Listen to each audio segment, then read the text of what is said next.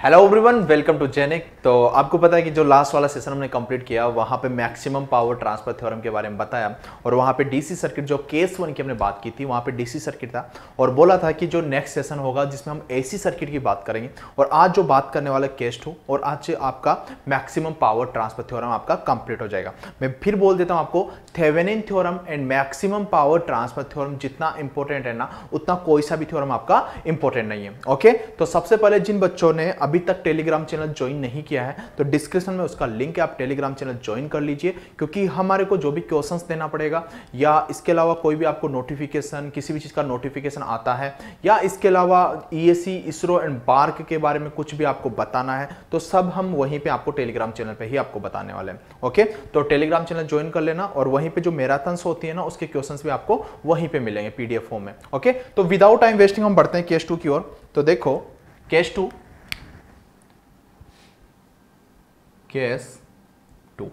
Okay, अभी case 2 में हम बात करने वाले हैं, केस 2 में बात करेंगे हम एसी सर्किट की। पिछले वाले में बात किया था डीसी सर्किट की, यहां पे जो बात होगी वो एसी सर्किट की होगी। ओके, अभी ये देखो एसी सर्किट की जब आप बात करोगे तो यहां पे देखो कि ये आपके पास एसी सर्किट है। ओके, ये एसी सर्किट है। ओके, और ये आपके पास वीएस है। ओके, और यहां पे ये आपके पास ZS है, सोर्स इंपेडेंस, और यहां पे आपके पास ये टर्मिनल है। इस टर्मिनल पे कोई सा भी आपके पास लोड कनेक्टेड है, किसी भी टाइप का आपका लोड कनेक्टेड हो सकता है। ओके, जो यहां पे आपके पास ये ZL है, यहां पे RL plus J X of L, RL plus J X of L। Okay, और ये R of S plus J X of S।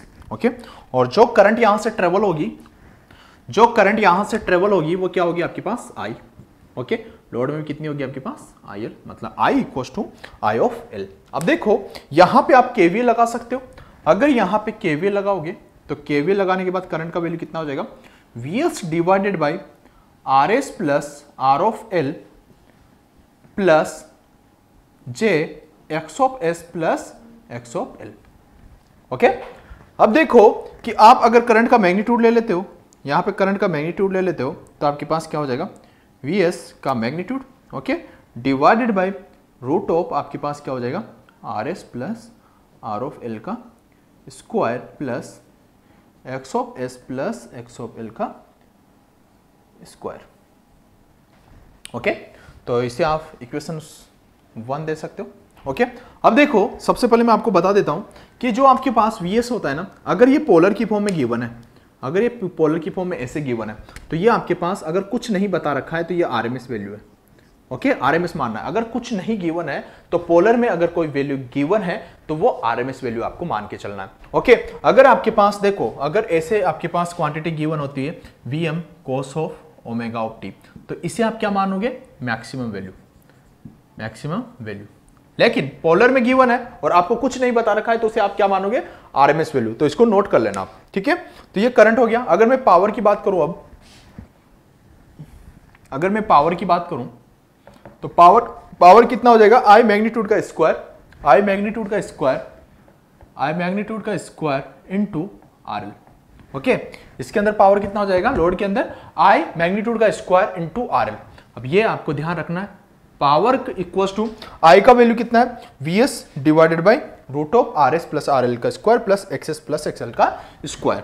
तो कितना हो जाएगा आपके पास, VS magnitude square divided by, देखो इसका स्क्वायर करोगे तो आपके पास कितना आ जाएगा, आपके पास देखो RS plus R of L का square plus X of S plus X of L का स्क्वायर। ओके, इनटू क्या हो जाएगा आपके पास, इनटू RL। ओके, तो ये हो गया आपके पास इक्वेशन 2। ओके, इक्वेशन 2 आप लोगों को समझ में आ गई, पावर आपके पास निकल के आ गया ये फॉर्मूला। अब देखो कि आपके पास कंडीशन ये है, क्योंकि मैंने बोला था कंडीशंस क्या थी आपके पास, कंडीशन ये थी कि जब आपके पास लोड वेरिएबल हो, जब आपके पास जहां पे आप मैक्सिमम पावर ट्रांसफर कर रहे हो तो उसका वेरिएबल होना चाहिए। ओके, जब मैक्सिमम पावर ट्रांसफर कर रहे हो तो जब आपके पास लोड वेरिएबल हो तो यहां पे देखो आपके पास लोड में आरएल भी है और एक्सएल भी है। ठीक है, आरएल भी है और आपके पास एक्सएल भी है। तो अब आप किसको वेरिएबल मानोगे, किसको नहीं मानोगे, तो वो कंडीशन आपको चेक करना है। अब देखो इसमें मैं सबसे पहले पार्ट 1 लेता हूं। पार्ट 1 में ए पार्ट के अंदर मैं क्या बात करने वाला हूं, देखो ए पार्ट के अंदर मैं क्या बात करूंगा, when RL is variable. Okay, when RL क्या है आपके पास, वेरिएबल। ओके, आरएल आपके पास क्या हो रहा है, वेरिएबल हो रहा है। एंड आपके पास एक्सएल क्या है, एक्सएल क्या है, फिक्स्ड। ठीक है, सेकंड केस के अंदर पार्ट 1 के अंदर एक्सएल क्या है आपके पास, फिक्स, एंड आरएल क्या है आपके पास, वेरिएबल। अब ये देखो जो वेरिएबल होता है उसी के तो रेस्पेक्ट में आप पावर का डेरिवेटिव करते हो, इक्वल टू 0 करते हो, maximum power transfer theorem condition. Okay, हर जगह पे एप्लीकेबल है, ऐसा नहीं कि यहीं पे है, मशीन में, पावर सिस्टम में, नेटवर्क में, सब जगह एप्लीकेबल है। जब भी मैक्सिमम वर्ड आता है ना तो उसका जिसके रेस्पेक्ट में आपको करना है ना उसके रेस्पेक्ट में आप उसको डेरिवेटिव करो, इक्वल टू 0 करो, आपके पास वैल्यू आ जाएगी। लेकिन वेरिएबल के रेस्पेक्ट में आप उसका डेरिवेटिव करते हो। ओके, ये चीज ध्यान में रखना। तो यहां पे देखो एमपीटी कंडीशन क्या है, एमपीटी कंडीशन क्या है, DP by D R L equal to 0।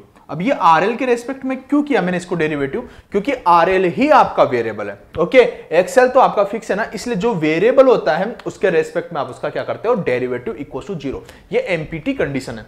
अब देखो कि आपके पास VS² इंटू आरएल, मतलब वापिस वही रूल आपको लगाना पड़ेगा जो पिछली बार आपने लगाया था, d by d of t and mu by v equal to कितना हो जाएगा आपके पास, v d mu by d of t minus mu d v by d of t divided by v square. Okay, mathematically equation है। अब देखो, अब आपके पास इसको लगा दो, आपके पास ये नीचे वाला पार्ट हो गया वी और ये ऊपर वाला पार्ट क्या हो गया आपके पास, ऊपर वाला पार्ट हो गया आपके पास म्यू। तो आप VS² सबसे पहले तो कॉमन ले लो, इसको कॉमन ले लिया। अब देखो इसको कॉमन लेने के बाद आप देखो कि आपके पास ये तो आ गया आपके पास v, मतलब ये तो बाहर आ गया आपके पास RS प्लस RL का square, okay, plus XS plus X of L का स्क्वायर। ओके, अब RL है और RL के रेस्पेक्ट में उसका डेरिवेटिव किया, RL है, RL के रेस्पेक्ट में डेरिवेटिव किया तो कितना आ गया आपके पास 1 इंटू क्या हो गया 1 माइनस क्या हो जाएगा आपके पास म्यू तो आपके पास ये V² तो आपने कॉमन ले रखा है तो यहां पे कितना आ जाएगा आपके पास RL। ओके, अब देखो, अब आपके पास V वाली टर्म का डेरिवेटिव करोगे विद रेस्पेक्ट टू RL तो इसका तो आप डेरिवेटिव कर दोगे, इसका डेरिवेटिव कैसे करोगे, क्योंकि आपको पता है कि x की पावर n का डेरिवेटिव क्या होता है, nx की पावर n माइनस 1। ओके, तो यहां पे ये x की पावर n है। ओके, तो यहां पे कितना हो जाएगा, इसका डेरिवेटिव कितना हो जाएगा आपके पास 2 into RS plus RL। Okay, अब देखो ये टर्म तो आपकी कांस्टेंट है ना, कांस्टेंट का डेरिवेटिव क्या होता है 0, तो वो टर्म तो आएगी नहीं। अब आपके पास ये टर्म्स आ चुकी है आपके पास minus RL to RS plus R of L। Okay, equals to क्या है आपके पास 0, इक्वल्स टू 0 है। तो अब देखो कि आपके पास इस टर्म्स को खोल दो आप a² प्लस b², तो ये तो आपके पास 0 चला जाएगा ना, ये तो आपके पास 0 हो गया।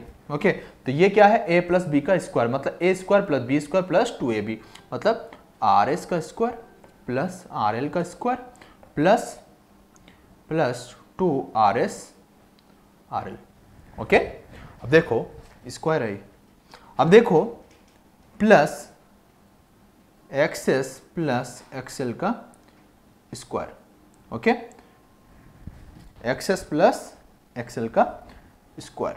ओके, अब देखो, अब इस RL को अंदर मल्टीप्लाई करो, अगर इस RL को अंदर मल्टीप्लाई करता हूं तो minus 2RL RS and minus 2RL square equals to 0। Okay, अब देखो ये टर्म्स तो आपकी कट हो जाएगी। ओके, अब ये देखो ये टर्म में RL स्क्वायर है और यहां पे माइनस RL स्क्वायर है, तो RL square minus 2RL square मतलब माइनस RL स्क्वायर। ओके, तो माइनस RL स्क्वायर को उधर ले जाऊंगा तो आपके पास कितना बचेगा, RL square equals to RS square plus X plus X of L का स्क्वायर। बचा कि नहीं बचा? अब देखो मतलब ये, अब देखो जब आपके पास आर एल आपके पास वेरिएबल था तो आर एल का वैल्यू कितना आ गया आपके पास? R S square plus X S plus X of L root of ये आपके पास। देखो this is very very important. Okay देखो जब आपके पास यहां पे आर एल वेरिएबल था तो जितने भी कांस्टेंट बचे हैं उसका मैग्नीट्यूड आ चुका है। ठीक है, आर एल वेरिएबल था तो इसका और इसका आपके पास मैग्नीट्यूड आ चुका है। तो आपको पता चल गया कि आर एल का वैल्यू इतना आया। अब इस आर एल का वैल्यू मैं अगर इसके अंदर पुट करता हूं, यहां पे आर एल का वैल्यू हर जगह पे पुट करता हूं, तो आप उसके बाद आप यहां पे एफिशिएंसी निकाल सकते हो। ओके अगर इसी आरएल का आप इसके अंदर वैल्यू पुट करोगे तो यहां पे आप एफिशिएंसी निकाल सकते हो। ओके जो यहां पे एफिशिएंसी आएगा, देखो मैं बता देता हूं आपको, जो एफिशिएंसी आएगा ठीक है वो कितना आएगा? Less than 50%। Okay but condition याद रखना, कंडीशन और भी बताने वाला हूं। अगर मैं क्या करता हूं इस कंडीशन के अंदर मैं क्या करता हूं कि एक्सएल इक्वल टू 0, अगर मैं एक्सएल का वैल्यू 0 कर देता हूं तो मैं इधर रफ कर देता हूं। देखो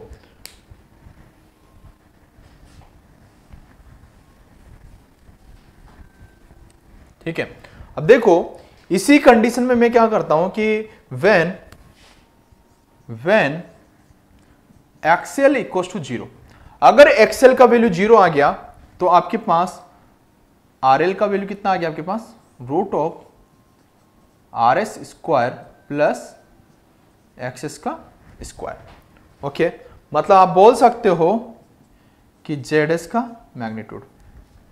ओके जेड एस का मैग्नीट्यूड जब एक्सएल का आपने वैल्यू 0 किया, R L equal to Z of S आ गया, तो आप देखो कि इस कंडीशन पे अगर आप मैक्सिमम पावर ट्रांसफर करने जाओगे तो आप देखो वहां पे वैल्यू पुट कर दो। अगर वहां पे आप एक्सएल का वैल्यू 0 करोगे ठीक है तो वहां पे आप मैक्सिमम पावर ट्रांसफर कर सकते हो। जब यहां पे आप वैल्यू पुट कर दो एक बार, ओके तो वहां पे मैक्सिमम पावर कितना हो जाएगा? जो भी आप यहां से पुट करके वहां पे फाइंड आउट करोगे तो आपका एफिशिएंसी जो भी फाइंड आउट होगा वो लेस देन 50% आ जाएगा। ओके तो मतलब R L equal to R S square plus X S square equal to mod of Z of S. मतलब आप बोल सकते हो कि जो आर एल का वैल्यू होता है, जब आर एल वेरिएबल होता है उस टाइम पे जो कांस्टेंट होता है ना उसका मैग्नीट्यूड।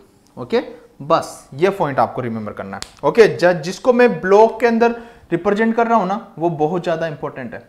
ओके तो पार्ट 1 आपका कंप्लीट होता है। केस 2 के अंदर पार्ट 1 जब आरएल आपका वेरिएबल है और एक्सएल आपका फिक्स है तो उस कंडीशन पे आपके पास आरएल होता है मैग्नीट्यूड ऑफ कांस्टेंट। ओके और जब आपके पास एक्सएल का वैल्यू आपका 0 है तो आरएल, जब देखो एक्सएल का वैल्यू 0 बचा तो आरएल देखो ना यही तो बचा इसका मैग्नीट्यूड, तो आरएल का वैल्यू कितना हो गया? Z of S. Okay efficiency ध्यान रखना, एफिशिएंसी लेस देन 50% आएगी। रख सकते हो जैसा कि फर्स्ट केस में पिछले वाले लेक्चर में किया था, useful power divide by total power, यहां पे पुट करोगे तो आपके पास एफिशिएंसी जो आएगी वो लेस देन 50% आएगी। ओके तो यहां पे ज्यादा इससे ज्यादा कैलकुलेट करने की जरूरत नहीं है, आपको बस इतनी सी कंडीशन आपको याद रखना है। ओके अब आगे बढ़ते हैं। अब केस 2 की बात करता हूं मैं। केस 2 के अंदर मैं बात करूंगा, देखो यहां से याद रखना मैक्सिमम पावर बहुत कम पूछी जाती है, हमेशा ये रिजल्ट पूछे जाते हैं। ये रिजल्ट हमेशा याद रखना कि आरएल का वैल्यू कितना होगा, क्योंकि सेकंड केस से ओनली रिजल्ट पूछे जाते हैं। मैक्सिमम पावर जब भी उसको पूछना होता है वो हमेशा केस 1 वाले से ही पूछता है। ओके तो ये चीजें आपको ध्यान रखना है। ओके अब देखो इसको कौन सा इक्वेशन था, ये सेकंड इक्वेशन था ना। ओके अब देखो कि अगर सबसे पहले वाले केस में क्या किया आपने, कि when RL is variable and XL fix. अब सेकंड केस में मैं क्या कर रहा हूं, B part XL variable and RL क्या हो जाएगा आपके पास? फिक्स्ड। ओके RL आपके पास फिक्स्ड हो गया। अब देखो वापिस वही कंडीशन। ओके इसके रेस्पेक्ट में क्या करोगे आप? मैक्सिमम पावर कंडीशन यही तो बोलती है ना एमपीटी बोलती है DP by D XL equal to 0। इसके रेस्पेक्ट में आप इसका डेरिवेटिव करोगे, इक्वल टू 0 करोगे, इक्वल टू 0 करोगे, तो आपके पास ये सारी कंडीशंस आ जाएगी। देखो पावर आपके पास ये है, इसके रेस्पेक्ट में आप इसका डेरिवेटिव कर दो, इक्वल टू 0 कर दो। देखो अब ये टर्म है आपके पास u बाई वी वाला रूल। ओके, तो आपके पास कितना आ जाएगा, आपके पास देखो वी एस स्क्वायर कॉमन ले लेता हूं। ओके, यहां पे कितना आ जाएगा आपके पास, R S plus R L का square plus X S plus X of L का स्क्वायर। ओके, अब देखो यहां पे आर एल आपके पास कांस्टेंट है, कांस्टेंट का डेरिवेटिव क्या होगा 0, तो मतलब इनटू क्या हो जाएगा आपके पास 0, माइनस क्या हो जाएगा आपके पास आर एल कॉमन। ओके, और यहां पे इसका आप डेरिवेटिव करोगे, अब देखो इसका डेरिवेटिव करोगे, इसका डेरिवेटिव करोगे तो ये तो कांस्टेंट टर्म होगी ना, क्योंकि आप जो डेरिवेटिव कर रहे हो वो आप एक्स ऑफ एल के रेस्पेक्ट में कर रहे हो, तो ये तो कांस्टेंट टर्म होगी और ये कांस्टेंट टर्म होगी, तो इसका आप डेरिवेटिव करोगे तो ये x की पावर n आपको दिख रहा है, मतलब nx की पावर n-1। तो मतलब यहां पे आपके लिख सकते हो आप into two X of S plus X of L equal to 0। देखो डिवाइडेड में v स्क्वायर कर दोगे, डिवाइडेड में इसका स्क्वायर कर दोगे, लेकिन वो वापस इधर 0 हो जाएगी, इसलिए मैं लिख नहीं रहा हूं। ठीक है, तो आपके पास ये हो गया। अब देखो ये टर्म तो आगे पूरी 0 हो गई ना, ये टर्म तो आपके पास 0 हो गई, तो आप बोल सकते हो ना कि आपके पास कितना वैल्यू है आपके पास, इक्वल टू ये भी टर्म आपके पास 0 हो जाएगा। ओके, ये भी आपके पास 0 हो जाएगा, ये भी आपके पास 0 हो जाएगा। तो मतलब आप बोल सकते हो कि आपके पास जब एक्सएल वेरिएबल हो और आरएल फिक्स हो, तो उस कंडीशन पे हमारे पास जो रिजल्ट आता है वो आता है XS plus X of L equal to 0। XS plus X of L equals to 0। Okay, समझ में आया आपको, XS plus X of L equals to 0, मतलब बोलना चाहता है वो कि X of L equals to minus X of S. Okay, तो ये रिजल्ट आपको याद रखना है। ओके, सेकंड केस समझ में आया कि एक्सएल वेरिएबल हो, आरएल आपका फिक्स हो। अगर केस थर्ड क्या बनता है आपका, केस 2 के अंदर पार्ट सी क्या बनता है आपका, पार्ट सी मेरा बनता है कि फर्स्ट केस में मैंने आरएल वेरिएबल किया और एक्सएल को फिक्स किया, सेकंड वाले पार्ट के अंदर एक्सएल को वेरिएबल किया, आरएल को फिक्स किया। अगर सी पार्ट की मैं बात करूं कि अगर दोनों को वेरिएबल कर दिया जाए, दोनों को अगर वेरिएबल कर दिया जाए, मतलब आरएल आपका वेरिएबल, आरएल आपका वेरिएबल और एक्सएल क्या है आपके पास वेरिएबल।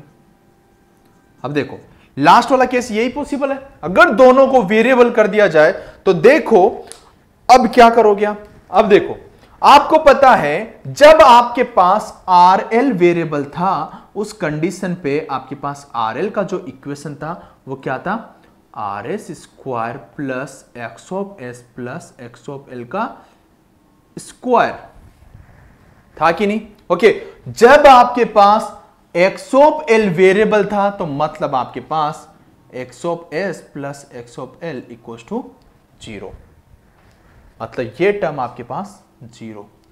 ओके, तो आपके पास आर एल कितना बचा, आर एल कितना बचा, तो आप बोलोगे कि आर एल इक्वल टू, ये तो 0 हो गया, तो ये root of R S square मतलब आर एस, मतलब आप बोलोगे कि मेरे पास जो आर एल का वैल्यू बचा वो आर एस के इक्वल ही बचा। जब दोनों के दोनों आपके पास वेरिएबल हो तो R L equal to R of S.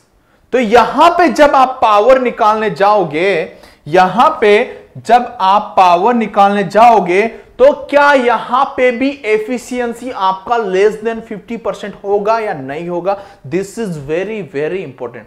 क्या आपको केस 1 जैसा कंडीशन दिख रहा है कि आपको, देखो केस 1 में आपके पास क्या फॉर्मूला आया था मैक्सिमम पावर का, we S square divide by 4 R L, आया था कि नहीं आया था। अब देखो इसके अंदर आप पावर निकालने जाओगे तो यहां पे दोनों वेरिएबल है, तो इसका वैल्यू क्या कर दिया 0, XS plus XL equal to 0 और आरएल इक्वल टू क्या हो गया आपके पास आरएस। तो मतलब देखो यहां से जो पावर आएगा वो V S square into R of S divided by R S plus R L, मतलब आर एस मतलब 2 आर एस का स्क्वायर, 2RS का स्क्वायर मतलब 4RS square, 4RS square. Okay, इससे ये कट हो जाएगा, तो मतलब पावर कितना आ गया आपके पास, VS square divide by 4RS।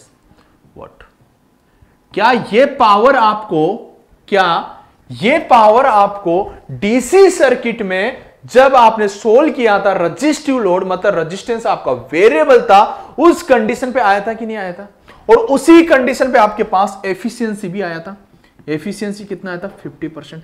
अब देखो, आपको समझ में आ गया कि जो ये फॉर्मूला है, ये तभी एप्लीकेबल है या तो प्योरली रेजिस्टिव लोड हो, या जो आपके पास लोड इंपेडेंस हो, वहां पे एक्सएल भी वेरिएबल हो एंड आरएल भी वेरिएबल हो, तभी डायरेक्ट आप इसको यूज कर सकते हो। वरना आप कौन सा यूज करते हो? ऑलवेज रिमेंबर, याद रखना, करंट मैक्सिमम करंट निकाल दो और उसका स्क्वायर करके उसको आरएल से मल्टीप्लाई कर दो, वो आपका पावर आ जाएगा। ठीक है, तो ये फॉर्मूला कब कब एप्लीकेबल है? व्हेन प्योरली resistive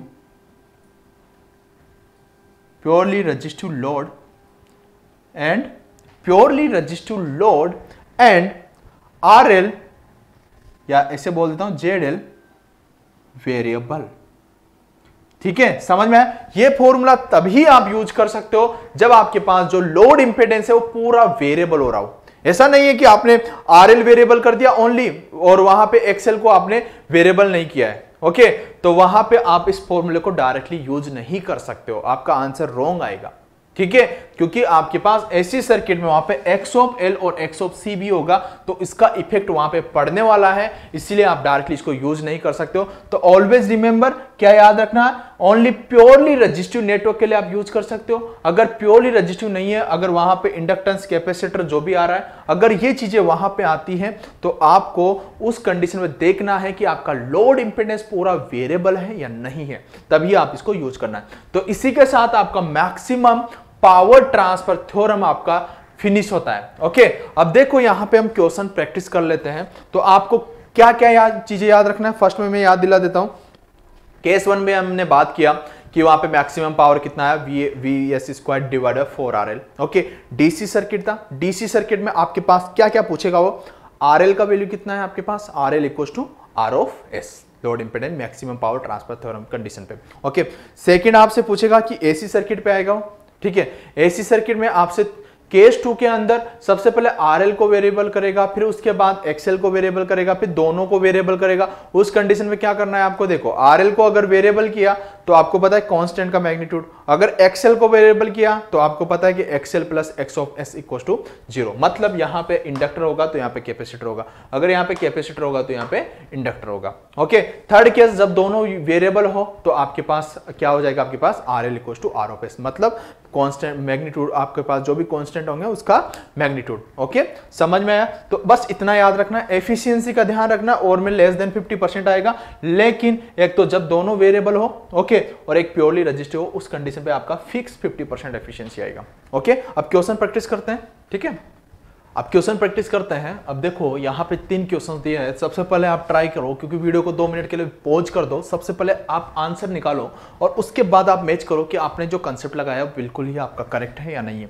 तो देखो कि फर्स्ट क्वेश्चन में सोल्व करता हूँ। यहाँ पे फर्स्ट क्वेश्चन, यहाँ पे क्या गिवन है आपके पास, ये आपको पता है एसी सर्किट है, और एसी सर्किट है, यहाँ पे RL आपका वेरिएबल है। Okay, find RL for empty maximum power transfer theorem के लिए। RL वेरिएबल है, तो आपको पता है कि जो कांस्टेंट होते हैं उनका मैग्नीट्यूड आपको लेना है। अगर RL वेरिएबल है तो यही तो फॉर्मूला मैंने बताया। ठीक है, जो कांस्टेंट होता है उनका मैग्नीट्यूड लेना है, तो आप बोल सकते हो कि जो RL होगा वो root of RS square plus X of S plus X of L का स्क्वायर होगा कि नहीं होगा। ओके, अब देखो आपके पास RS ये है, ये RS है, ये आपके पास X ऑफ S है, और ये आपके पास X ऑफ L है। ओके, पुट कर दो यहाँ पे, तो R of L equal to कितना हो जाएगा आपके पास, यहाँ पे कितना हो गया 10 का स्क्वायर, मतलब 10 स्क्वायर मतलब 100, प्लस एक्सेस कितना है J10, और ये कितना है माइनस J15, मतलब 10 माइनस 15 कितना हो गया आपके पास 5, मतलब 5 का स्क्वायर। ओके तो आपके पास कितना हो गया, R of L equal to कितना हो गया, रूट ऑफ 125। ओके ये इसका आंसर है। ठीक है, फॉर एमपीटी के लिए आपके पास रूट ऑफ 125 आपके पास ओम इसका आंसर है। ठीक है ओम। अब देखो केस 2, अब देखो केस 2 के अंदर क्या कर रखा है कि आपके पास वापस जेड और आपके पास जेड एल गिवन है। ओके ये जेड है, मतलब ये आपके पास जेड है और ये आपके पास ये जेड एल है।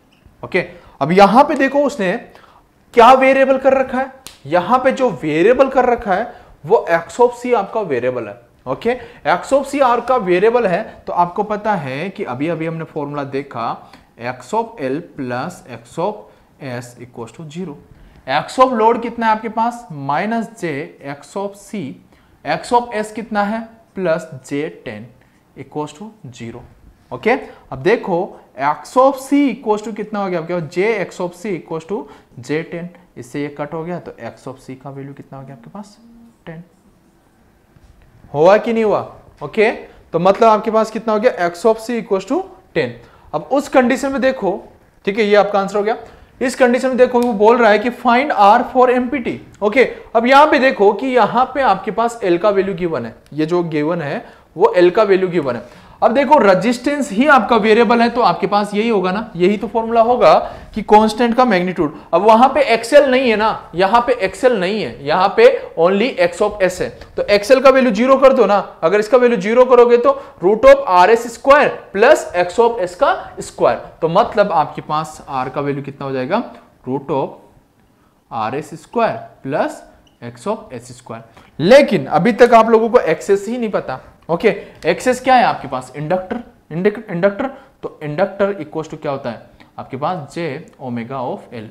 आपके पास ओमेगा का वैल्यू कितना है 10। ओके जे 10 इंटू एल का वैल्यू कितना है 1, मतलब जे 10, तो बोल सकते हो ये कितना है वैल्यू आपके पास जे 10। ओके तो अब आप निकाल सकते हो ना यहाँ पे कि आर का जो वैल्यू होगा वो कितना होगा, रूट ऑफ आर एस कितना है आपके पास 10 का स्क्वायर, 10 का स्क्वायर प्लस आपके पास आर का वैल्यू कितना है, देखो आर का सॉरी आर का तो निकालना है आपको, आपके पास एक्सएल का की वैल्यू कितना है आपके पास, आप बोलोगे 10, 10 का स्क्वायर। ओके 10 का स्क्वायर प्लस 10 का स्क्वायर मतलब रूट ऑफ 200। ओके ये आपके पास ओम हो गया। ओके इतना समझ में आया, तीनों क्वेश्चंस आपको समझ में आए। दूसरी चीज आपसे क्या पूछ सकता है कि आप गलती क्या कर देते हो, अभी अभी मैंने सारे केसेस आपको बताए, तो वहां पे मैंने बताया कि आपके पास ये जेडएस था कि नहीं। ओके और ये आपके पास जेडएल था। ओके अब यहां पे आपके पास एसी सर्किट होगा।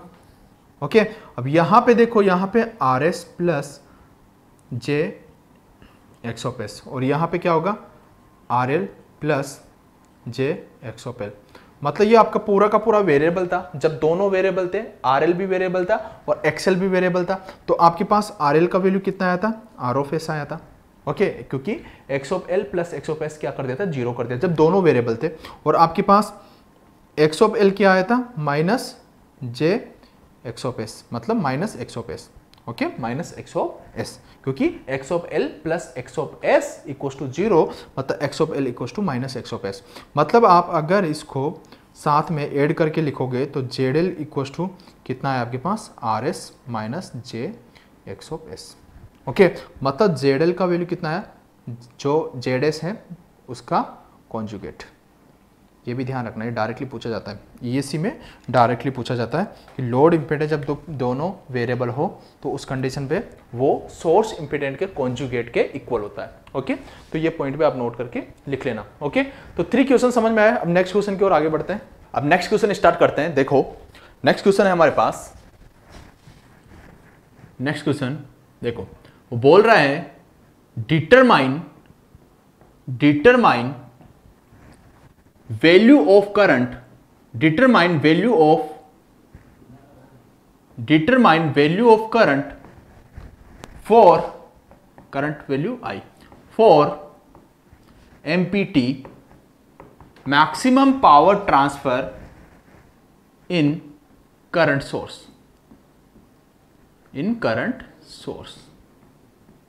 ओके क्या बोला उसने, determine value of current for MPT in current source, मतलब maximum power transfer in current source. आपके पास सर्किट गिवन है, देखो ये आपके पास सर्किट है, Vs यहां का वोल्टेज है प्लस माइनस, एंड यहां पे आपके पास ये R ऑफ S है, और यहां पे लोड पे आपके पास क्या कनेक्टेड है, करंट सोर्स, जिसका वैल्यू है I।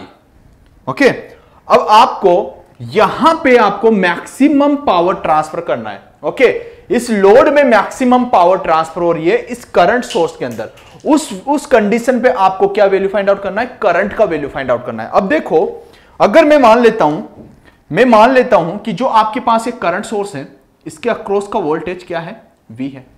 ओके, अब इसके अंदर जब ये करंट I है तो टोटल इधर भी करंट क्या फ्लो हो रही होगी, I फ्लो हो रही होगी। अगर टोटल करंट I है तो आप क्या ये वोल्टेज निकाल सकते हो, बिल्कुल, वोल्टेज इक्वल्स टू क्या कर सकते हो आप, voltage equals to VS minus IS RS, applying KVL। Okay, VS minus IS RS। Okay, अब अगर इसमें पावर निकालना चाहूं तो पावर इक्वल्स टू क्या कर दोगे आप, यहां पे पावर कितना हो जाएगा, voltage into current.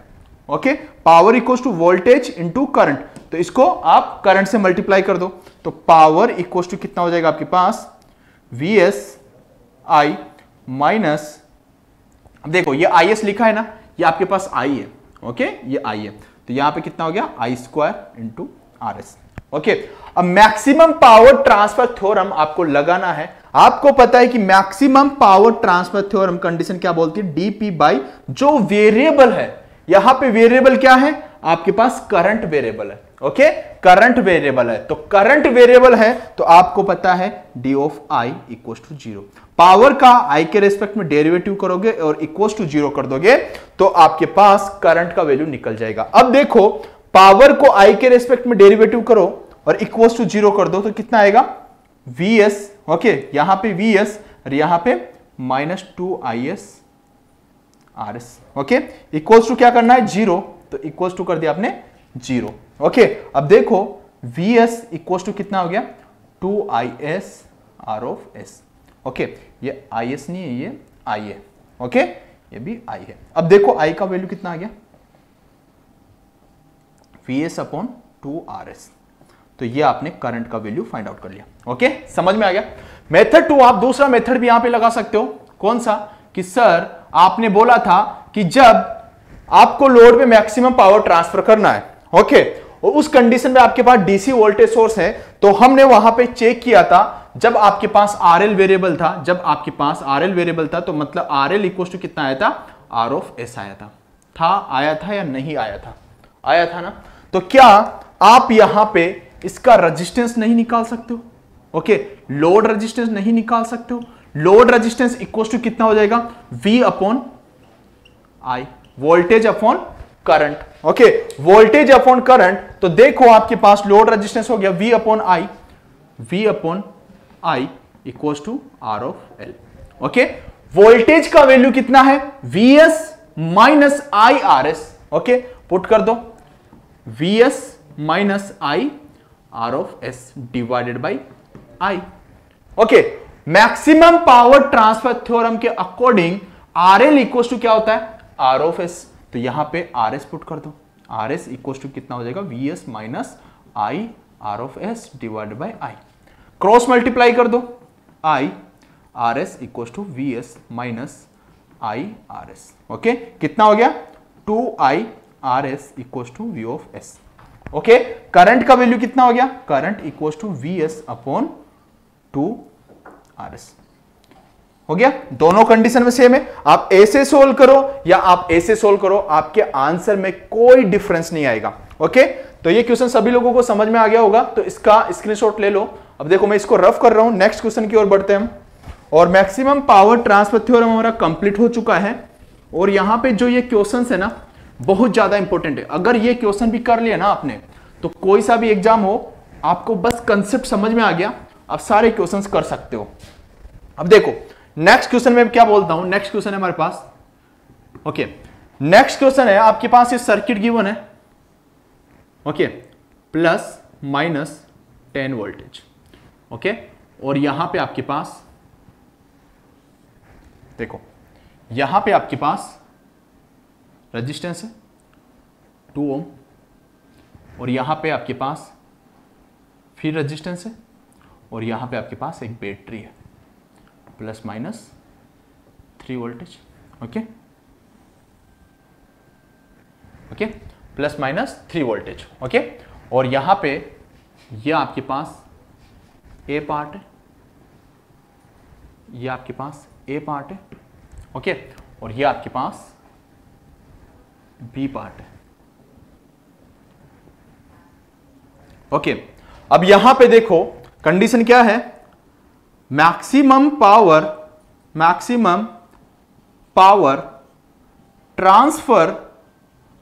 Transfer from A to B, maximum power transfer from A to B. Okay, calculate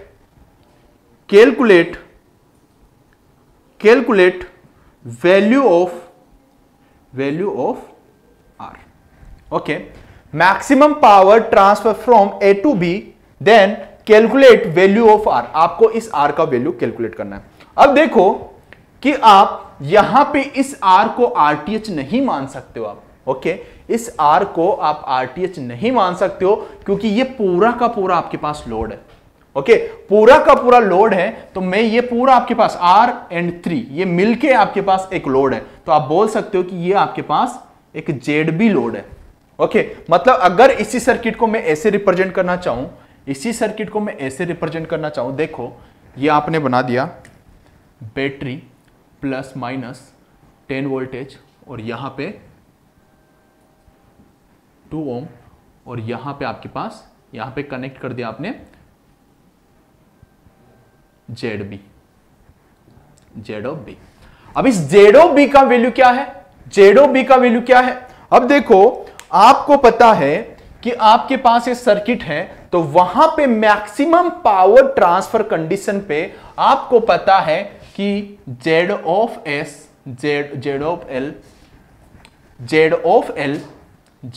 L equal to Z of S हमारे पास आया था कि नहीं आया था, मतलब R of L equal to R of S according to maximum power transfer theorem. Okay, अब देखो, अब यहां पे RL equal to R of S, मतलब ZB इक्वल टू कितना हो गया 2, मतलब इसका वैल्यू कितना हो गया 2। ओके, अब यहां पे क्या आप करंट का वैल्यू फाइंड आउट कर सकते हो?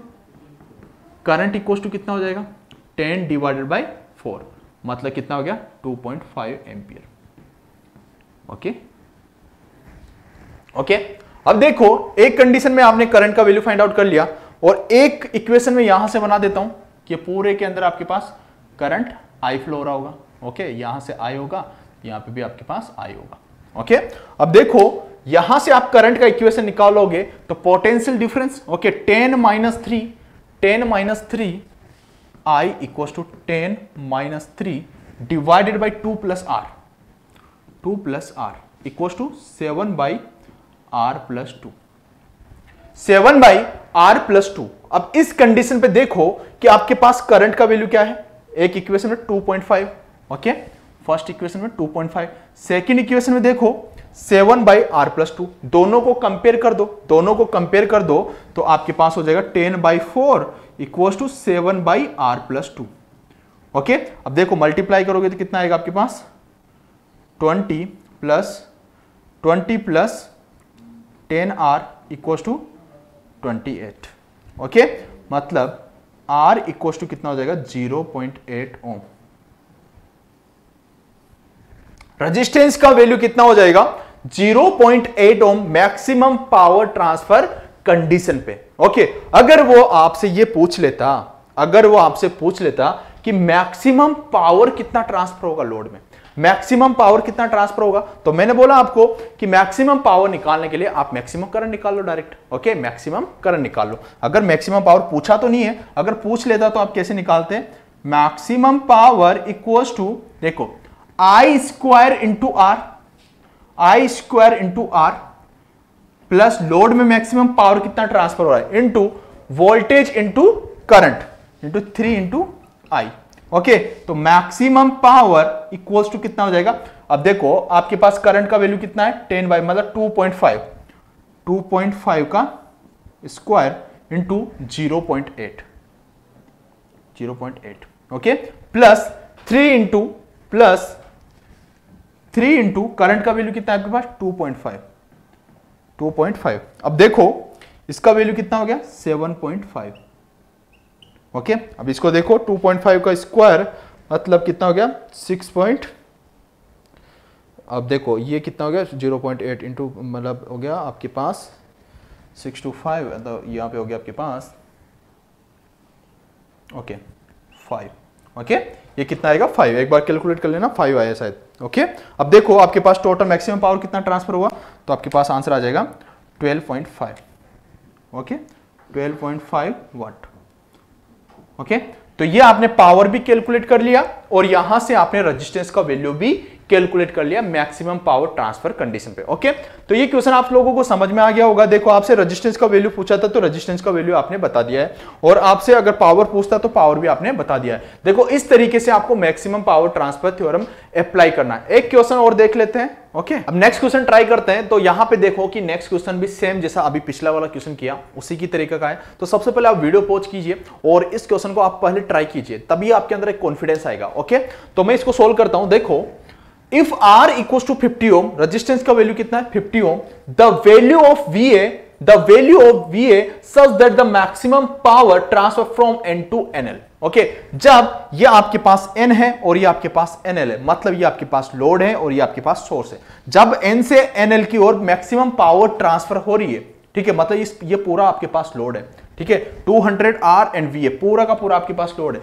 जब सोर्स से लोड की ओर मैक्सिमम पावर ट्रांसफर हो रही है, उस कंडीशन पे आपको VA का वैल्यू कैलकुलेट करना है। VA का वैल्यू कैलकुलेट करना है। अब देखो ये तो हो गया आपके पास सोर्स, ये हो गया आपके पास लोड। वापिस पिछला वाला क्वेश्चन था सेम वैसा ही क्वेश्चन है। देखो अब ये आपके पास, देखो सोर्स को मैं यहां पे बनाने जा रहा हूं। देखो ये आपके पास प्लस माइनस 20 वोल्टेज और यहां पे हो गया आपके पास 100 ओम। अब देखो इस टर्मिनल पे, जो ये आपके पास टर्मिनल है, उस टर्मिनल पे आपके पास पूरा लोड कनेक्टेड है। तो ये लोड मैंने कनेक्टेड कर दिया यहां पे। देखो ये लोड आपके पास कनेक्टेड है ZL। ओके, अब जो ये पूरा आपके पास लोड है, ये पूरा लोड है, ऐसा नहीं कि 200 ओम ही आपके पास लोड है, ये भी लोड है, ये भी लोड है। ओके, पूरा आपके पास लोड है। तो ZL है, तो मैक्सिमम पावर ट्रांसफर थ्योरम के अकॉर्डिंग आपको पता है कि ZL इक्वल टू क्या होता है Z ऑफ S, मतलब R of L equal to R of S। होता है कि नहीं होता है, बताया था ना। Okay, RL equal to R of S होता है, तो ZL इक्वल टू कितना हो जाएगा आपके पास, ये आपके पास R ऑफ S, तो ये कितना हो जाएगा आपके पास 100। ओके, ये भी कितना हो जाएगा आपके पास 100। अब आप यहां पे KVL लगा दो। KVL लगाओगे तो आपके पास करंट का वैल्यू कितना आ जाएगा 20 डिवाइडेड बाई 200। ओके, मतलब 1/10 एम्पियर।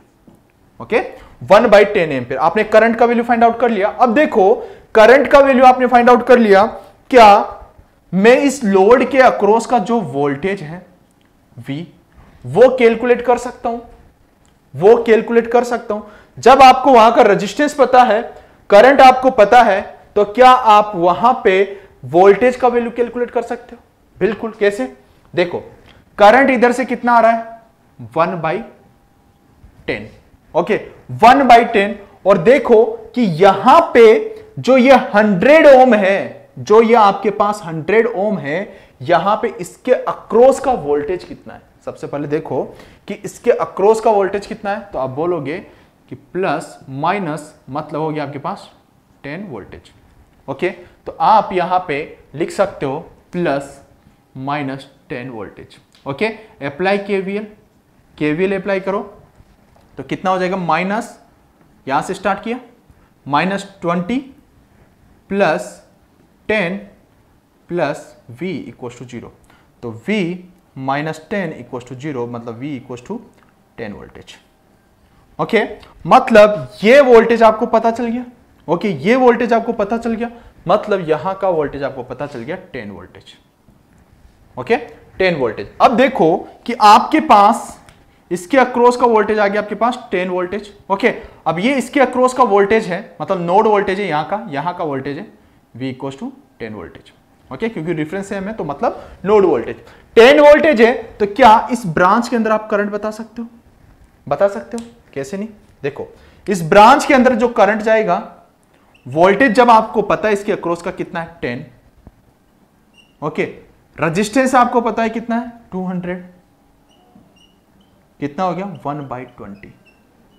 इसके अंदर जो करंट जाएगा वो कितना होगा 1/20, ओके, और टोटल करंट कितना आ रहा था आपके पास 1/10। तो क्या आप इस ब्रांच के अंदर करंट फाइंड आउट नहीं कर सकते? इस ब्रांच के अंदर देखो 1/10 इधर से आ रहा था, 1/10 में से अगर 1/20 माइनस किया तो आपके पास उधर का जो जितना करंट फ्लो रहा होगा वो आपके पास आ जाएगा, ठीक है। तो इसको मैं बोल देता हूं I dash, okay, I dash का वैल्यू कितना हो जाएगा, देखो I dash equal to 1/10 minus 1/10 आता है ना, इंटर करती है जो करंट क्या होती है नेगेटिव और आउटगोइंग वाली प्लस, आउटगोइंग प्लस, ओके। तो 1/10 माइनस 1/20, तो आई डैश इक्वल टू 20, और यहां पे कितना हो जाएगा आपके पास 2 माइनस कितना हो जाएगा 1, तो I dash equal to 1/20, okay, 1/20, okay, मतलब 1/20 इधर गया एंड 1/20 इधर गया, ओके। अब आपको पता है, आपसे पूछा क्या है, VA का वैल्यू पूछा है, करंट आपको पता है, रेजिस्टेंस का वैल्यू आपको पता है 50 ओम। अब यहां का नोड का वोल्टेज आपको पता है, तो VA निकाल सकते हो ना, कैसे, देखो current I dash equals to voltage potential difference V minus VA divided by कितना हो जाएगा 50 ओम, 50 ओम। आई डैश का वैल्यू पुट कर दो, आई डैश का वैल्यू कितना है आपके पास 1/20, 1/20 इक्वल्स टू वोल्टेज का वैल्यू कितना है आपके पास 10 minus VA divided by 50, okay. Calculate कर दो, इसको कैलकुलेट कर दो तो आपके पास कितना आ जाएगा 50 मतलब 5/2 इक्वल्स टू 10 माइनस VA, और VA इक्वल्स टू 10 माइनस 5/2 मतलब कितना हो गया आपके पास 20 माइनस 5 मतलब 15/2 मतलब 7.5 वोल्टेज, 7.5 वोल्टेज। समझ में आया सभी लोगों को? तो VA का वैल्यू कितना हो जाएगा 7.5 वोल्टेज। अब देखो इतना सफिशिएंट है, इससे ज्यादा कुछ करने की जरूरत नहीं। जितने मैंने एग्जाम्पल करवाए हैं, अगर ये एग्जाम्पल आप अच्छे से कर लेते हो ना, तो भी आप अच्छे से ESC इसरो एंड बार्क का एग्जाम निकाल दोगे। अब आप गेट का भी निकाल दोगे, बस थोड़ी सी आपको मेहनत करना पड़ेगा अगर आप गेट की भी प्रिपरेशन कर रहे हो तो, ठीक है, इतना सफिशिएंट है। और जिन बच्चों ने अभी तक टेलीग्राम चैनल ज्वाइन नहीं किया तो ज्वाइन कर लेना। और दूसरी बात, अगर जो बच्चे एयरपोर्ट अथॉरिटी ऑफ इंडिया में इंटरेस्टेड हैं या गेट 2022 में फुल कोर्स के साथ आप लेना चाहते हो, तो आप जेनिक लाइव ऐप पे जाइए, वहां से आपको अगर परचेज करना है तो वहां से कर सकते हो आप, वरना अपनी ये क्लासेस तो फ्री क्रैश कोर्स में चली रही है, जहां पे ESC इसरो एंड बार्क को फोकस करके ये क्लासेस कंडक्ट की जा रही है, ओके। और कोई भी डाउट हो तो आप टेलीग्राम में पूछ सकते हो किसी भी एग्जाम के related, okay. Thank you, take care.